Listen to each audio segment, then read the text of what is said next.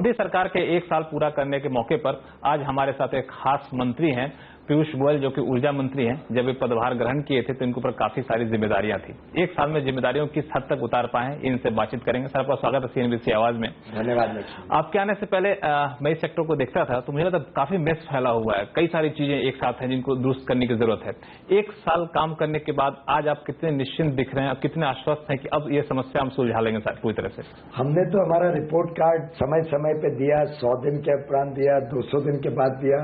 आज 1 वर्ष के बाद जो आंकड़े भी आपके सामने हैं, देश के सामने हैं, और जो जो काम में अलग अलग लेवल की प्रगति हुई है, मैं समझता हूं उसके बाद समाधान तो पूरी तरीके से कभी रहना नहीं चाहिए किसी व्यक्ति को, लेकिन ये जरूर विश्वास है कि 2019 तक जो हमने वादा दिया है कि पूरे देश में 24/7 बिजली देंगे, उसके लिए जो पहला पड़ाव था वो हमने अच्छी तरीके से पार किया है।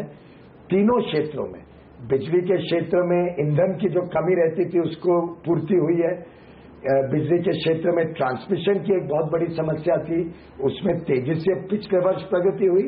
अभी भी इस वर्ष और 1 लाख करोड़ की लाइनें बिड होने जा रही हैं। कोयले के उत्पादन में ईंधन की रिक्वायरमेंट के लिए लगभग 8.3% की वृद्धि हुई, जिसमें कोल इंडिया ने अकेले 32 मिलियन टन बढ़ाया, जो 2010 से 14 4 वर्ष के कुल ग्रोथ से भी अधिक था। आपके इन आंकड़ों को जब मैंने गौर से देखा, चूंकि आपने प्रेस कॉन्फ्रेंस में आंकड़े रखे थे, तो मुझे लगा आंकड़े बड़े ही आकर्षक हैं। आंकड़े सच होंगे, लेकिन बिजली एक ऐसी चीज है जिसको आम लोगों को रोजाना रूबरू होना पड़ता है, लेकिन आम लोगों तक इसका फायदा शायद उस हद तक नहीं पहुंचा है जिस हद तक आंकड़े मजबूत दिख रहे हैं। अब सही है, बिजली तो जनता को ही जाती है या देश में इस्तेमाल होती है बिजली। तो आपके आंकड़े में कहीं ये नहीं दिखा कि पिछले 1 साल में हमने कितने लोगों तक बिजली ज्यादा पहुंचाई, पिछले साल कितना था, आज कितना पहुंचाए, डिमांड सप्लाई गैप कितना बढ़ा, ये आपने नहीं बताया। पिछले वर्ष तो जो लोगों तक पहुंचाने का काम है, वो जो पहले से सिलसिला चला रहा था वही हुआ। करीब 1400 गांव के करीब तक और बिजली गए। हमने इसी वर्ष में दीनदयाल उपाध्याय ग्राम ज्योति योजना और इंटीग्रेटेड पावर डेवलपमेंट स्कीम, ये दोनों योजनाओं का तैयार किया, उनको कैबिनेट से मंजूरी ली।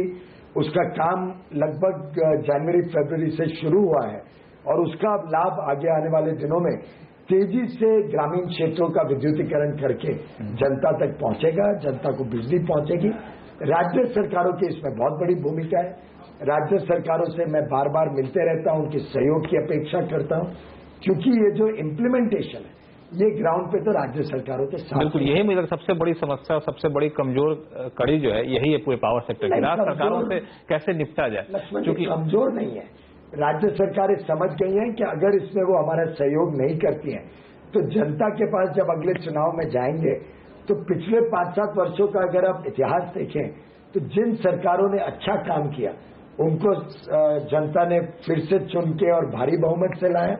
जैसे कि हमारी छत्तीसगढ़ सरकार है, मध्य प्रदेश है, गुजरात की सरकार है। और जिन सरकारों ने देश की जनता के साथ बुरा व्यवहार किया, अच्छा काम नहीं किया, खास तौर पे बिजली के क्षेत्र में, फिर चाहे वो हरियाणा, महाराष्ट्र हो, चाहे वो राजस्थान हो, इन सब जगहों में जनता ने इतनी भारी बहुमत से बदलाव लाए हैं कि अब सरकारों को ये एहसास है कि अब आपको काम करना पड़ेगा, नहीं तो जनता। लेकिन फिर ये स्थिति क्यों पैदा हो रही है कि उत्पादन करने वाली कंपनियां उत्पादन काफी कर रही हैं, लेकिन उनको खरीदार नहीं मिल पा रहे हैं। स्थिति यह है कि उनको अपने उत्पादन को कम करने पर सोचना पड़ रहा है। बिजली वापस जा रही है 1 रुपये यूनिट पर, फिर भी कोई खरीद रहा है। स्टेट डिस्कॉम करे हमारे पास पैसे नहीं है जी। देखिए, मैं समझता हूं कि कोई भी प्रगतिशील देश को बिजली सरप्लस होना अनिवार्य है। आप प्रगतिशील और औद्योगिकरण कर ही नहीं सकते हो जब तक आपके पास बिजली सरप्लस ना हो। आज इतने वर्षों बाद प्रधानमंत्री जी के नेतृत्व में हम ये बिजली को सरप्लस कर पाए हैं। अब डिमांड भी ग्रो होगी, अब औद्योगिकरण भी होगा, जनता की तरफ से डिमांड उठेगी। हमने सभी मुख्यमंत्रियों को लिखा कि भाई बिजली अवेलेबल है, आप खरीदिए हमारे से। कोयला अवेलेबल है अगर किसी को राज्य सरकारों को चाहिए। तो हम हर तरीके से राज्य सरकारों की मदद कर रहे हैं, सहयोग कर रहे हैं, उनके साथ चर्चा कर रहे हैं कि जनता तक 24/7 बिजली पहुंचाने के लिए उनको और क्या मदद चाहिए। उनकी फाइनेंसेस को देख रहे हैं, कुछ सुधार कर सकते हैं। तो ये काफी अहम सवाल है कि जो स्टेट पावर डिस्कॉम है उनको कब इस हालत में पहुंचा दें कि वो बिजली खरीद सके। बिजली खरीदने की हालत बहुत कम है। ओवरनाइट सोल्यूशन भी नहीं है और one size fits all solution भी नहीं है। जो पिछली सरकार ने तैयार किया था वो नहीं। लाभ क्या हुआ? 2012 अप्रैल में FRP बना, अक्टूबर 13 में 18 महीने बाद इम्प्लीमेंट हुआ, और उसमें क्या किया? मात्र शॉर्ट टर्म लोन को लॉन्ग टर्म लोन किया और हेडरूम बना दिया फर्दर बोरोइंग के लिए। उससे तो कंपनियां और डूबी, और जो उन्होंने कंडीशनैलिटीज लगाई उसको कभी पूरा ही नहीं किया, तो और सेंट्रल गवर्नमेंट ने मॉनिटर नहीं किया। तो हर स्टेट डिस्कॉम के हिसाब से अलग अलग योजनाएं तैयार करनी चाहिए। हमने ऑलरेडी बातचीत शुरू कर दी। केंद्र सरकार राज्य सरकार मिलके एक्सपर्ट्स की एडवाइस लेके हर एक राज्य के साथ अलग अलग स्टेट स्पेसिफिक प्लान बना रही है। राजस्थान आंध्र के बन चुके हैं, जून तक और 2-3 राज्यों के बनेंगे। ऐसे आगे चल के हर क्वार्टर में कुछ कुछ राज्यों के आते रहेंगे। जितना सपोर्ट राज्य करे उतनी जल्दी हम प्लान बना सकते हैं, और 24/7 बिजली देने के लिए डिस्कॉम को भी सुधारना। पर ये ओवरनाइट खेल नहीं है, कोई बिजली के दाम बढ़ा दो और सुधर जाएंगे, ये कोई सोल्यूशन नहीं है। एफिशिएंसी बढ़ाना, ब्याज के दर कम करना, खर्चे कम करना, लॉसेस टीएनसी लॉसेस कम करना, एनर्जी एफिशिएंसी लाना, इस पे ज्यादा हमारा ध्यान। लेकिन जो कीमत की बात आपने, कीमत वाकई काफी अभी भी अगर कॉस्ट ऑफ प्रोडक्शन और जो बिजली टैरिफ है उसमें देखो तो 80 पैसे प्रति यूनिट तक का डिफरेंस दिख रहा है, जहां तक मुझे जानकारी है। एवरेज, हाँ, एवरेज कॉस्ट। इसको कैसे मेकअप करेंगे? हमें लगता है बड़ा चैलेंज है, क्योंकि ये बिजली एक ऐसी चीज है लोगों को छूती है। अभी दिल्ली में आपने देखा बिजली बिल आधे को तो लोग बड़े खुश हो गए, तो इसको आप जल्दी आप बढ़ा नहीं सकते। देखिए, बिजली बिल आधे अगर सब्सिडी से होते हैं तो एक जेब से निकाला दूसरी जेब में डाला वाली बात है, और कब तक करी जाएगी, आगे चल के क्या होगा। और ये सब्सिडी जो सरकार दे रही है वो जनता का ही पैसा है, वो स्थायी व्यवस्था भी नहीं है। जनता का राजस्व कलेक्ट किया हुआ जो जनता की सेवा में लगना था, आपने दूसरे काम में नहीं इस काम में लगा दिया। हर राज्य सरकार का प्रियोरिटेटिव है। आखिर दिल्ली में किसान नहीं है बड़ी मात्रा में, थोड़े बहुत है आउटस्कर्ट्स में। जो चीजें बाकी सरकारें किसानों को, गरीबों को सस्ती बिजली देती है, वो दिल्ली की परिस्थिति अलग होने के कारण वो सामान्य जनता, मिडिल क्लास को लाभ मिल गया। दिल्ली एक मैंने मिसाल दिया, वैसे मैं कह रहा हूँ कि इस कॉस्ट को कैसे आप मेकअप कहाँ करेंगे? कंज्यूमर की जेब पर तो डाल नहीं सकते। कंज्यूमर की जेब में बर्डन डालने के बदले मेकअप करने की कोशिश करनी चाहिए एनर्जी कंजर्वेशन से, एनर्जी एफिशिएंसी बढ़ाने से, ट्रांसमिशन एंड डिस्ट्रीब्यूशन लॉसेस कम करने से। जो आपकी चोरी होती है बिजली, अब कुछ राज्य हैं जहां टीएनसी लॉसेस इंक्लूडिंग थेफ्ट 30%, 40%, एक राज्य में 70%। हाँ, बिहार यूपी में 70% से कम बिलिंग अमाउंट रिकवर हो पाता है। में शायद 50-45% है। अलग अलग स्टेट का अलग अलग परिस्थिति है, पर इतनी सीरियस है, भयानक स्थिति है, और बिहार सरकार कुछ नहीं कर रही है। अब ऐसी सरकारें अगर इस तरीके से चलेंगी तो स्वाभाविक है जनता की सेवा नहीं करेगी, और चुनाव में आप फिर उनकी पराजय देखेंगे। मैं हिसाब लगा रहा था कि बिजली उत्पादन करने के लिए कंपनियां कितनी उत्साहित है, तो मैं आने से पहले एक आपके सेंट्रल इलेक्ट्रिसिटी अथॉरिटी की वेबसाइट पे गया, देखा कि अप्रैल से अप्रैल मैंने तुलना किया, तो इस साल अप्रैल में जो कुल बिजली उत्पादन हुआ है वो आश्चर्य हुआ जानकर के पिछले साल अप्रैल के मुकाबले कम हुआ है। क्या माना जाए, कंपनियां जब तक कि अच्छे खरीदार न मिले उत्पादन करने को बहुत उत्सुक नहीं दिख रही है? दोनों है, एक तरफ से तो डिस्कॉम्स ने भी खरीदना चाहिए तभी ये खरीदा जाएगा। दूसरी जो बड़ी समस्या है, मैं पहले दिन से कह रहा हूं, ट्रांसमिशन एबिलिटी। जिन राज्यों में जरूरत है उन राज्यों तक भेजने की ट्रांसमिशन एबिलिटी 2-3 वर्ष तक की है, ये ओवरनाइट नहीं बन सकती है। और आपको जान के आश्चर्य होगा कि जो बिडिंग प्रोसेस कई वर्षों से चल रहा था उसमें 650 दिन लगते थे बिडिंग शुरू करने से अवार्ड काम शुरू करने तक ट्रांसमिशन लाइंस का। जब मैंने कहा इसको भाई कंप्रेस करो, देखो कहाँ कहाँ इसमें फ्लैब है, तब भी जाके 350 दिन ही आया। और मेरी तो कल्पना है कि 90-100 दिन में होना चाहिए, तो हम और इसको रिफाइन कर रहे हैं मेथड।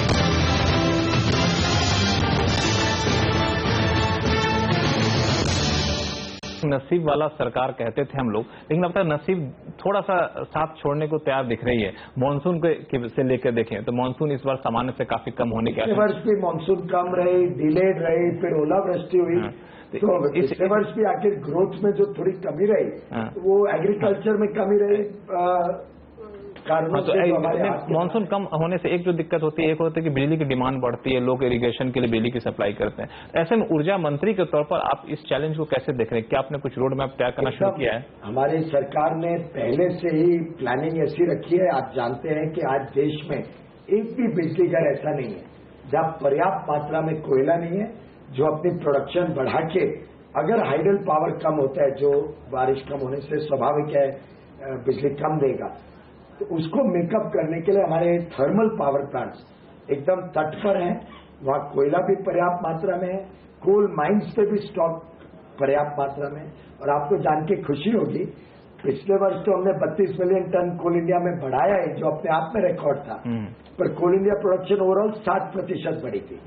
इस वर्ष अप्रैल और मई मात्र 2 महीने में कोयले की वृद्धि कोल इंडिया में 11.8%।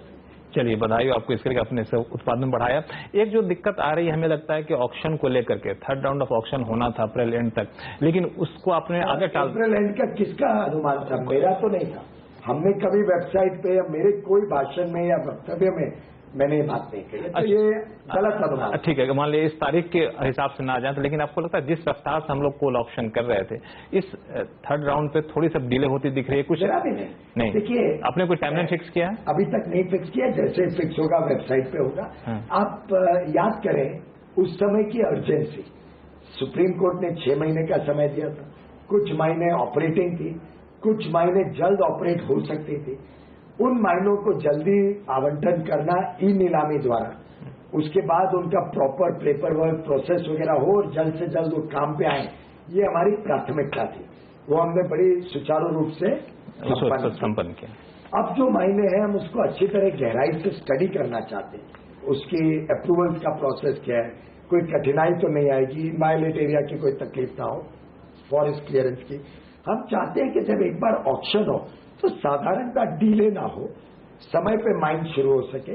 राज्य सरकारों से भी बातचीत कर रहे हैं कि भाई ये ऑक्शन करते हैं तो आपके यहाँ लैंड मिलना, एनवायरमेंट क्लियरेंस वगैरह में सुविधा रहे, जिससे ये महीने ऑक्शन के बाद लोगों को त्रस्त ना होना पड़े और जल्द से ऑपरेशन। तो कब से कब कुछ टेंटेटिव? अभी तक टाइम फ्रेम बनाया नहीं है, पर इस पर पूरी तेजी से कोयला मंत्रालय में काम चल रहा है। चलिए, इसके अलावा सर एक सवाल ये है कि मुझे लगता है कि जब ऑक्शन से पहले भी सवाल उठे थे, ऑक्शन के बाद भी सवाल उठने शुरू हुए फिक्स कॉस्ट को लेकर के, मामला कोर्ट में गया, लेकिन अब लोगों को लगता है इंडस्ट्री को नहीं, इसमें सरकार को पुनर्विचार करना चाहिए। तो पुनर्विचार की गुंजाइश कितनी है, रिव्यू करने की गुंजाइश कितनी है फिक्स्ड कॉस्ट को? कोई सवाल ही नहीं है, क्योंकि हमने तो पहले दिन से, जिस दिन से बिडिंग की प्रक्रिया शुरू हुई, आपके चैनल पे भी शायद मैंने जरूर ये बात रखी होगी, कई चैनलों पे, प्रेस कॉन्फ्रेंसेस में, प्री बिड मीटिंग में अधिकारियों ने बात रखी, floor of the house Lok Sabha Rajya Sabha में ये विषय का चर्चा हुई कि जो भी व्यक्ति रिवर्स बिडिंग में दाम बिड करेगा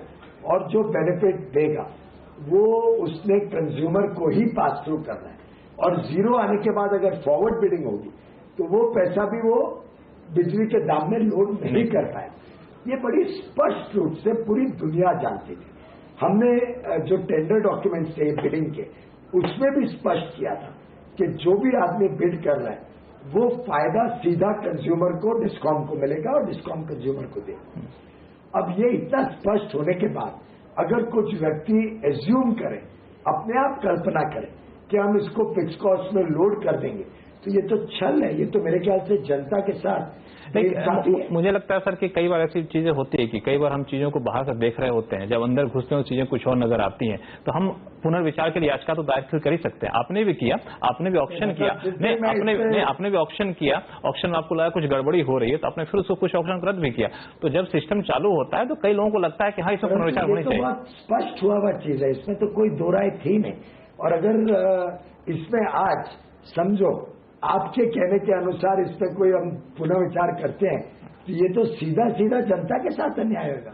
ये सरकार जनता की सरकार है, सामान्य आदमी। ठीक है, आप इस पर पुनर्विचार नहीं करेंगे तो कोई सवाल ही नहीं है। ये फायदा जनता तक पहुंचे, गरीब जनता को सस्ती बिजली मिले, ये हमारा एक सवाल जिसका जवाब कभी दिए नहीं आ सही मतलब साफ शब्दों में, क्योंकि आपको भी लगता है कि अभी नहीं देना चाहिए, लेकिन मैं फिर भी पूछूंगा आपसे कि जब कोल सेक्टर रिफॉर्म हो रहा था तो लोगों ने एक सवाल उठाया कि आधे अधूरे मन से रिफॉर्म किया गया। इसमें एक बड़ा पेंच ये था कि कमर्शियल माइनिंग को अपने पहले चरण में खोला नहीं था, जो कि उस वक्त की और अभी की बहुत बेहद जरूरत है। अब कमर्शियल जरूरत आपने आज महसूस की, इतने वर्षों तक किसको जरूरत नहीं महसूस हुई? नहीं, रिफॉर्म करने का दावा तो आपकी सरकार कर रही है। अधूरा नहीं, हमने तो बहुत हिम्मत दिखाई है। जो काम यूपीए सरकार 10 वर्ष में नहीं कर पाई, हमने मात्र 4 महीने में करके दिखाया। वो एक माइन नीलामी नहीं कर पाई, हमने 28 माइन में नीलामी कर दी। नहीं, उससे कहीं कोई सवाल नहीं। कमर्शियल माइनिंग का एनेबलिंग क्लॉज वो कब पारित किया, कब वो हकीकत में जब अब पारित किया तभी जनता को आपके चैनल के माध्यम से बाहर भी ये विश्वास दिलाया था कि हम करेंगे, लेकिन पहले जो एंड यूज रिक्वायरमेंट्स है उस पर हमारी नजर है। ज्यादातर एंड यूज रिक्वायरमेंट को पूरा करने में हमारी फोकस रहेगी। उसके बाद पर्याप्त समय पे हम इसको भी उसका कुछ रोड मैप बनाया आपने कि पहले रेगुलेटेड सेक्टर के लिए होगा, जो एंड यूज है उस पर फोकस। आपके मंत्रालय के जो कामयाबियां हैं उस पर कुछ आलोचनाएं जो होती हैं, उनमें से एक आलोचना ये लोग कहते हैं कि जो आप कह रहे हैं कि हमने इस एक साल में इतनी बड़ी मात्रा में उत्पादन क्षमता जोड़ी जो 22,566 मेगावाट की, वो वही उत्पादन क्षमता के प्रस्ताव हैं जो पिछली सरकार ने जाते जाते फास्ट ट्रैक पर डाल दिया था। वो जुड़ना था, वो तो स्वाभाविक तौर पर जुड़ गया जी, इसमें सरकार की कोई बहुत बड़ी भूमिका नहीं है। भाई अगर उन्होंने कर दिया होता तो कई वर्षों में आ जानी चाहिए थी। क्यों इतना हाहाकार था? आपने शुरुआत में ही मुझे कहा कि आपका sector was in a mess. ये तो आपके ही शब्द है, मेरे नहीं है। तो आखिर ये मेस में था और मेस से हमने बाहर लाया, लोगों से चर्चा करके, उनकी समस्याओं का समाधान करके, चीजों को सुधारते सुधारते। तो स्वाभाविक है कि 22,500 मेगावाट कोई हमने 12 महीने में या 10 ही महीने थे उसमें शुरू करके खत्म तो नहीं किए। लेकिन पिछली सरकार ने इतने स्टॉल्ड और स्ट्रेस्ड एसेट्स और प्रोजेक्ट्स छोड़ रखे थे जो अलग अलग स्टेजेस पे एक तरीके से लटके हुए थे, जिसमें बैंकों में एनपीए हो रहा था, जिसमें इंटरेस्ट ड्यूरिंग कंस्ट्रक्शन लोड हो के प्रोजेक्ट्स अनवायबल हो रहे थे। हमने उन चीजों का समाधान निकाला, कोई ना कोई मार्ग निकाल के उनको रास्ते पे पटरी पे लाया। मेरे ख्याल से सबसे बड़ी उपलब्धि है कि जो देश का पैसा, जो बैंकों का पैसा इन सब डेड एसेट्स में, स्टॉल्ड एसेट्स में अटका हुआ था, हमने इसको अनलॉक करके चालू कर दिया।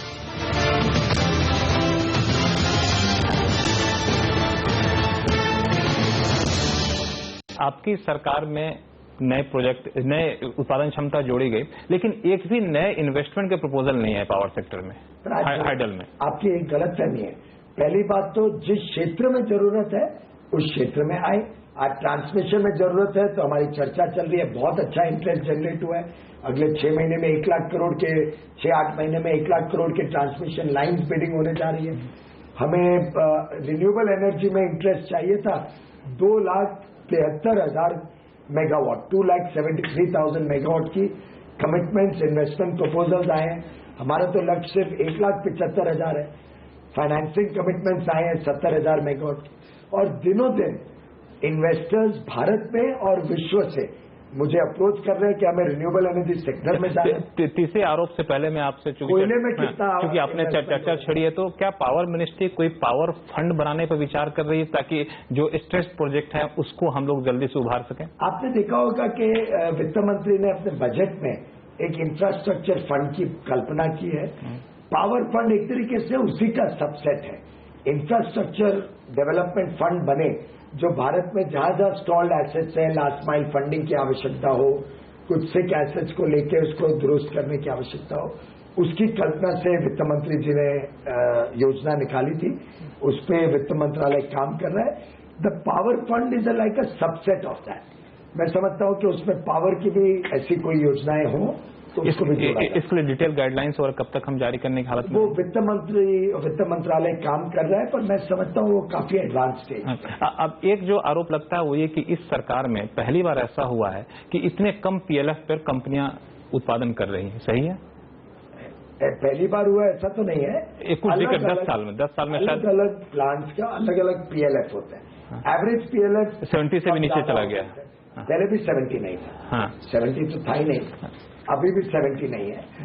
लेकिन जो इम्पोर्टेंट फैक्टर मैंने पहले भी आपसे जिक्र किया कि पावर एडिशनल क्षमता होना, सरप्लस होना, ये एक विकसित देश के लिए, एक प्रोग्रेसिंग डेवलपिंग इकोनॉमी के लिए खास तौर पे औद्योगिकरण लाना है, बिजली घर घर तक पहुंचानी है, उसके लिए प्री रेक्विजिट है। ये चिकन एंड एग स्टोरी है, एडिशनल जरूरी है। लेकिन मुझे लगता है ये इन्वेस्टर्स के लिए, नए इन्वेस्टर्स के लिए एक उत्साह कम करने वाला ही माहौल है कि हम क्यों नया इन्वेस्टमेंट करें। जब आ जाएंगे वो तो आगे, क्योंकि जिन्होंने 5 साल की आगे देखें, क्योंकि जिन्होंने पैसा लगाया उनका तो उत्पादन हो ही नहीं रहा है, पूरी तरह से उत्पादन नहीं कर पा रहे हम। ये 3 साल 5 साल आगे के इन्वेस्टमेंट आ जा रहे हैं। ये तो पुराना इन्वेस्टमेंट है, इसका एक साइकिल होता है। जब भी अगर आपने कभी प्रोजेक्ट फाइनेंसिंग किया हो तो कभी भी जब प्रोजेक्ट लगता है वो पहले वर्ष से सीधा 90% और 80% पे नहीं चलता। पहले वर्ष 40, फिर 60, फिर 70, ऐसे करके एक आखिरी सवाल कि आपके सरकार के सहयोगी पार्टी ने ही आपकी एलईडी योजना पर सवाल उठाए हैं। उनका कहना है कि एलईडी की इस तरीके से प्रचार प्रसार किया जा रहा है, उसके पीछे कहीं न कहीं एक सही कह सकते हैं मकसद उसके पीछे नजर नहीं आ रहा है। ये कितना सही है? इस विषय पे इतना स्पष्टीकरण मैंने कर दिया है, पूरी दुनिया ने देख लिया किस प्रकार से एलईडी में भारत सरकार की उपक्रम EESL ने, जो यूपीए सरकार 310 रुपए में खरीदती थी, आज हमारी सरकार के ट्रांसपेरेंट रिवर्स बिडिंग द्वारा, खरीदारी के द्वारा, वो आज 81 रुपीज 93 पैसे पे आ गए। अब मेरे ख्याल से इससे बड़ा ट्रांसपेरेंसी और ईमानदारी का प्रतीक कोई हो नहीं सकता है। अगर किसी व्यक्ति ने टिप्पणी की तो उसका कोई व्यक्तिगत कारण ना होगा, वो उसी से आप पूछें। ठीक है, चलिए, व्यक्तिगत कारण ना होगा। रिजर्व बैंक ने ब्याज दरों में कटौती की है 25 बेसिस पॉइंट का। Power sector cost of funding को लेकर बहुत बड़ा कंसर्न रहा है। आपको लगता है कि पावर सेक्टर के लिए कम से कम ये थोड़ा सा जो अपेक्षा थी उससे कम है? देखिए, जैसा मैंने शुरुआत में कहा कि हम जनता से चाहते हैं कि जनता की अपेक्षाएं ज्यादा रहें, सो दैट हम भी खरे उतर पाए और हम भी और मेहनत करें। वैसे ही मैं समझता हूं हर एक सेक्टर की, हर एक व्यक्ति की अपेक्षा रहती है कि ब्याज के दर भी कम हो। एक अच्छा है कि 25 बेसिस पॉइंट कम हुआ है। अच्छा ये भी है कि पूरे देश में उम्मीद है कि और ज्यादा कम होना चाहिए। एक आखिरी सवाल कि ऊर्जा मंत्री के तौर पर या फिर सरकार के एक वरिष्ठ मंत्री के तौर पर आप पूछूंगा कि सरकार का अगला रिफॉर्म एजेंडा क्या होने जा रहा है? भाई, पहली बात तो मैं सामान्य मंत्री हूँ, अपने विभाग को देखता हूँ। आपकी रेटिंग सबसे हाईएस्ट हुई है टॉप परफॉर्मिंग मिनिस्ट्री। आप लोग का आशीर्वाद है, जनता का आशीर्वाद है, उसके लिए आपका धन्यवाद। लेकिन reform agenda is a continuous process. हमारा सबसे बड़ा रिफॉर्म था इस देश में जीरो टॉलरेंस फॉर करप्शन, जो मैं समझता हूं प्रधानमंत्री श्री नरेंद्र मोदी जी की सबसे बड़ी देन है भारत के लिए, भारतवासियों के लिए, जिसके लिए आज भी उनकी रेटिंग एक्स्ट्राऑर्डिनरीली हाई है। मैं समझता हूं उन्होंने जो एक स्ट्रक्चरल फ्रेमवर्क, आधारभूत फ्रेमवर्क ढांचा दिया है, हाँ। जिसके बाद भारत के भविष्य में कभी भी सदियों तक, जेनरेशंस के लिए कोई भी व्यक्ति भारत के संसाधनों का, नेचुरल रिसोर्सेज का दुरुपयोग नहीं कर आपके मन, ये एक सबसे बड़ी उपलब्धि है। इसी प्रकार के और रिफॉर्म्स इज अ कंटिन्यूअस। आपके पावर सेक्टर के लिए कोई बड़ा रिफॉर्म जो पाइपलाइन में, जिस पर आप काफी रात दिन काम कर रहे हैं, डिस्क्लोज नहीं करेंगे? मैंने डिस्काउंट का तो जरूर जिक्र किया ही। मैंने डॉलर टैरिफ पे एक बहुत काम किया है। मैं उम्मीद करता हूं कि डॉलर टैरिफ रिन्यूएबल एनर्जी में आएगा, उससे रिन्यूएबल एनर्जी के दाम काफी कम हो पाएंगे। यूएमपीपीज में हम कोशिश कर रहे हैं कोई पुराने प्लांट मिल जाए जिसको स्टेट गवर्नमेंट के साथ मिलके हम बिडिंग करवा के प्राइवेट सेक्टर को इन्वाइट करें देश और विदेश से, so that plug and play mode में जल्दी यूएमपीपी स्टार्ट हो सके। तो हम इनोवेटिव आइडियाज आपसे भी रिक्वेस्ट करेंगे, जनता से रिक्वेस्ट करेंगे, हमारी वेबसाइट पे हमें नए आइडियाज दें। We are in continuous quest for knowledge and ideas. चलिए, हमारी शुभकामनाएं के साथ रहेंगे कि पहले साल के मुकाबले दूसरा साल ज्यादा सफल हो आपका। धन्यवाद।